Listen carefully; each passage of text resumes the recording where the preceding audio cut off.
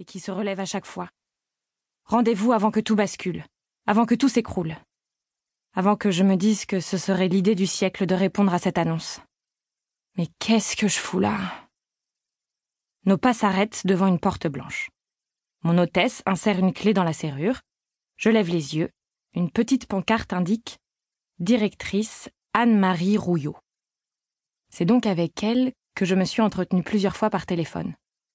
Elle entre, fait le tour de son bureau et s'installe sur son siège. Fermez la porte et asseyez-vous. J'obtempère tandis qu'elle ouvre un dossier et consulte les documents en plissant les yeux.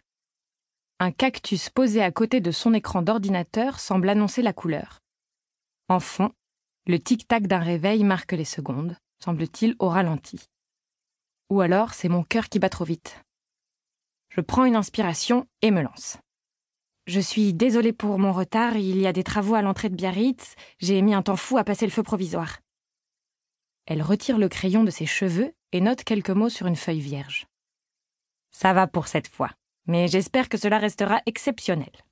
On ne peut pas se permettre de faire attendre les résidents, vous comprenez? Oui, je comprends. Bien. Je vais vous laisser la matinée pour vous installer, visiter l'établissement et prendre vos marques. Cet après-midi, vous rencontrerez Léa Marnon, que vous remplacerez dès demain. En raison de son état, elle ne peut pas rester pour vous former, mais elle tâchera de vous en apprendre un maximum en quelques heures. Cela devrait suffire. Comme je vous l'ai expliqué par téléphone, il n'y a pas beaucoup de résidents, 21 exactement, dont un couple qui partage le même studio. Ah, il y a des studios. C'est le nom que l'on donne au logement, répond-elle en se levant. Chacun est composé d'une petite chambre, d'une pièce à vivre avec kitchenette et d'une salle de bain. Bon, si vous n'avez pas de questions, j'ai un autre rendez-vous. Allez à l'accueil, Isabelle vous indiquera votre studio. Je me lève à mon tour et la rejoins à la porte. Bienvenue au Tamaris, sourit-elle en glissant le crayon dans ses boucles. Vous ne le savez pas encore, mais vous allez vous plaire ici. Tandis que, d'un geste, elle m'invite à sortir, je songe que j'ai plus de chances de devenir amie avec une licorne que de me plaire dans un hospice. Cette femme n'a pas toute sa tête, sans aucun doute. Bon sang, mais qu'est-ce que je fous là? Chapitre 3. Isabelle mérite la deuxième partie de son prénom. Elle a de longs cils noirs plantés sur des yeux verts et un sourire que même les caries ne doivent pas oser attaquer. Manifestement, les fées qui se sont penchées sur son berceau venaient d'avoir une augmentation. Lorsque je me présente, elle fait le tour du comptoir d'accueil et vient me faire la bise. « On se tutoie, d'accord ?» propose-t-elle sans vraiment attendre de réponse.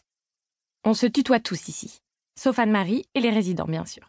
Mais on les appelle quand même par leur prénom, c'est plus sympa. Toi, c'est Julia, donc? C'est ça.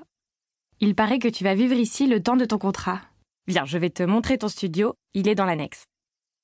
Elle me prend la main et m'entraîne vers l'extérieur, à l'avant du bâtiment. Sur le parking pavé sont posés une dizaine d'arbres et quelques bancs. Assise sur l'un d'entre eux, une vieille dame semble attendre un bus imaginaire.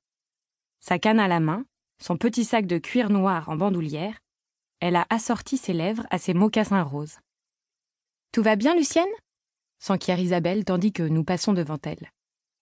La vieille dame cherche d'où vient la voix, finit par faire la mise au point à travers ses verres teintés et esquisse un sourire. « Tout va très bien, mon petit. J'attends mon fils pour aller au marché.